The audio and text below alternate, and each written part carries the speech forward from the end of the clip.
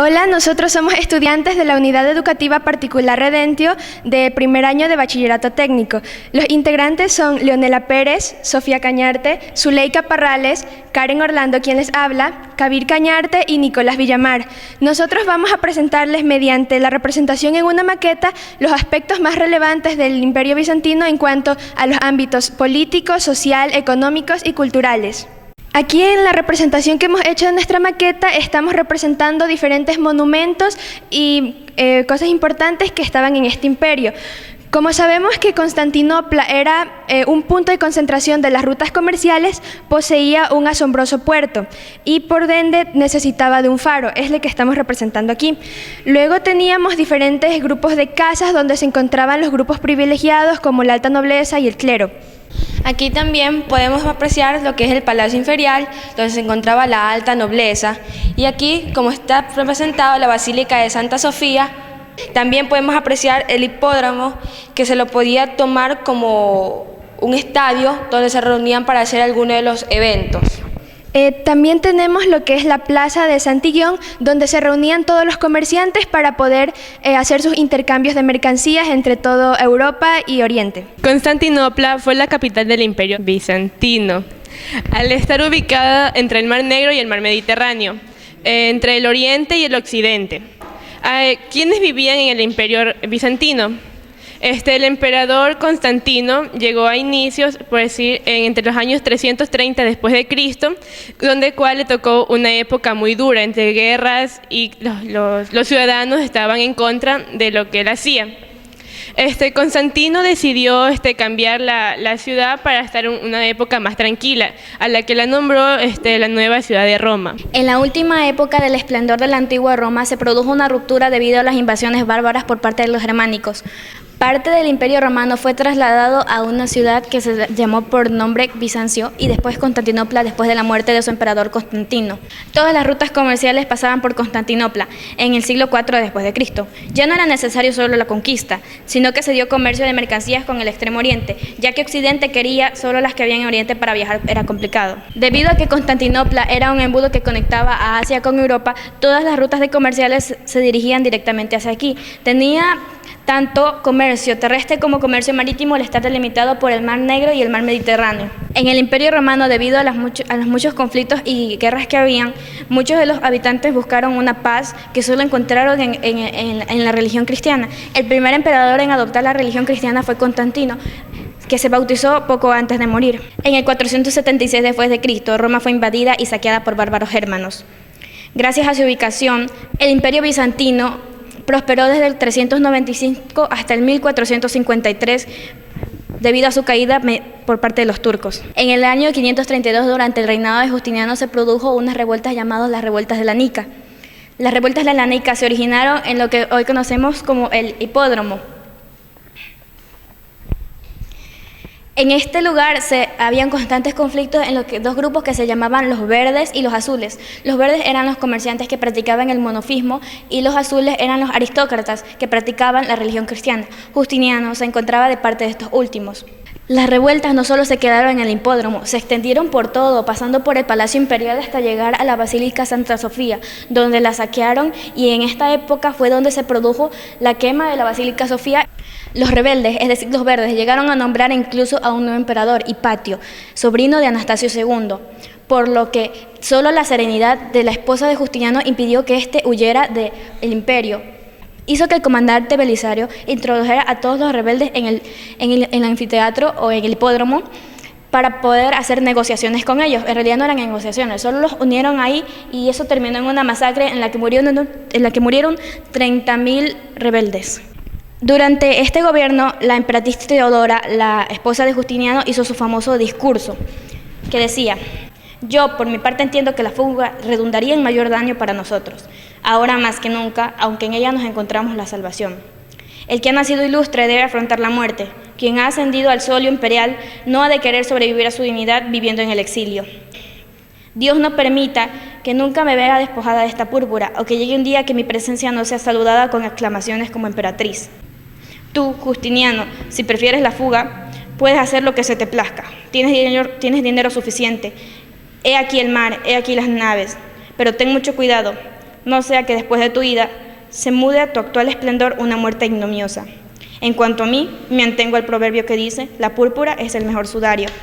En este discurso, Teodora hace referencia a que, a pesar de que Justiniano si es capaz de dejar el imperio, ella no va a huir, porque a ella le fue otorgado el título de emperatriz del imperio bizantino, y para eso ella era un gran honor. Si Dios le dio ese poder, ella no iba a huir del imperio como una cobarde, por lo que su tranquilidad contribuyó a que Justiniano no huyera del imperio durante las revueltas de la Nica. ¿Y por qué se llamaba Nica? Las revueltas se llamaron Nica porque el grito de guerra durante esto era la palabra griega Nica, que significa victoria. La economía bizantina. Una de las principales actividades económicas de este imperio fue la agricultura. Esta se organizaba en latifundios que pertenecían a la nobleza y era trabajada por los siervos. Otro factor fue la artesanía. En este se basaba en fabricar productos de lujo como la seda. Estos talleres en los que fabricaban estos productos eran grandes y en esta trabajaban una gran cantidad de operarios. Otro factor también más importante es el comercio. En este factor estaba favorecido por su localización geográfica, ya que podía haber el paso entre Europa y Asia, y además podía controlar los intercambios entre el Mediterráneo y el Mar Negro. Cuando Constantino fundó la ciudad de Constantinopla, en el año 330, planeó la construcción del imperio para él y para todos sus herederos. El imperio estaba situado entre el hipódromo y la catedral de Santa Sofía. Fue construido y ampliado varias veces, especialmente durante los reinados de Justiniano y Teófilo. El Palacio Sagrado o Gran Palacio de Constantinopla se trata de una de las construcciones más significativas de la arquitectura bizantina. Su construcción comenzaría en el año 4, en el año 330 y en el siglo XI, en el año 1081. Y el promotor de tan prestigiosa construcción fue el emperador Constantino. Aunque en la actualidad son escasos los restos que nos han llegado de esta fastuosa construcción, las fuentes documentales y sobre todo los restos arqueológicos hallados en la zona nos hablan de una construcción palaciega de unos 20.000 metros cuadrados. Si bien es cierto que hasta el siglo XII el Palacio Sagrado de Constantinopla se utilizó como principal centro administrativo de la ciudad y residencia imperial. A partir de esta época fue construido el Palacio de Blanquerna. El conjunto fue saqueado durante la Cuarta Cruzada, por lo que nunca se mantuvo en buen estado el Palacio Imperial. La sociedad bizantina estaba dividida en diferentes grupos o estamentos sociales, en las que podemos destacar los privilegiados y los no privilegiados. En la punta de la pirámide se encontraban los que tenían el mayor poder político, administrativo en todo el imperio. En la punta podemos destacar al emperador o Basileus. Luego teníamos los grupos medios que estaban conformados por la alta nobleza y los miembros del clero. En el clero, estos no poseían la mayor fuerza, pero aún así estos lograban convencer a la población, a los demás grupos, a los grupos en masa, de que se convirtieran al cristianismo, ya que este les podía proveer la solución a todos sus problemas. Luego tenemos al segundo grupo, que son los no privilegiados. Aquí podemos encontrar a los grupos medios, a los modestos y a los últimos que se encontraban en la base de todos, que eran los marginados. Estos no tenían nada de posesiones y solo les tocaba trabajar la tierra. Los grupos de los no privilegiados eran los únicos que tenían la obligación de pagar los impuestos. Yo les voy a hablar sobre los aspectos políticos. El imperio bizantino era proclamado por el pueblo. Para poder gobernar su extenso imperio, el emperador se apoyaba de la iglesia, la burocracia centralista y el ejército. Como podemos apreciar aquí, en este caso, la iglesia vendría a ser la Basílica de Santa Sofía de Constantinopla, hecha por Justiniano. El emperador y el patriarca se identificaron como uno de los más importantes factores político y social en el Imperio bizantino. La burocracia centralista representaba en Secretaría del Estado y una administración de provincias con representantes del emperador. En los aspectos culturales del Imperio Bizantino tenemos la arquitectura. La arquitectura fue uno de los aspectos más relevantes dentro del Imperio Bizantino. Como la obra más representativa tenemos a la Basílica Sofía de Constantinopla. La Basílica Sofía de Constantinopla fue reconstruida 3 veces. La primera vez que se construyó fue durante el gobierno de Constantino II, en el año del 350. Pero gracias a los conflictos, la iglesia fue quemada, por lo que hasta ahora no se conserva ningún vestigio de lo que era esta iglesia. Esta iglesia tenía características normales de las iglesias, tenía un techo de madera, pero se llamaba la Gran Iglesia, ya que era mucho más grande en comparación a las otras iglesias de esa época. La segunda iglesia fue ordenada por Teodosio II en el 415, pero esta iglesia cayó durante las revueltas de la Nica, en un incendio cuando como ya había dicho anteriormente, cuando los verdes y los azules se transportaron saqueando lo que era el Palacio Imperial y la Basílica Sofía. Durante ese transcurso de tiempo se produjo un incendio, donde la segunda reconstrucción de la iglesia de Santa Sofía cayó. Actualmente tampoco se encuentran muchos vestigios de esta reconstrucción de la iglesia. Solo unos bloques de mármol que se encontraron en la iglesia donde estaban retratados 12 corderos que hacían referencia a los 12 apóstoles. En el 532, solo pocos días después de la destrucción de la segunda basílica, el emperador Justiniano mandó a que Isidoro y Antemio, arquitectos de Bizancio, reconstruyeran nuevamente la basílica, esta vez más grande, majestuosa y esplendorosa a la anterior. Para la tercera reconstrucción de la iglesia de Santa Sofía de Constantinopla se tomaron tanto aspectos griegos como romanos y árabes. La iglesia de Santa Sofía pasó por muchos terremotos, en los cuales se fue reconstruida principalmente su cúpula.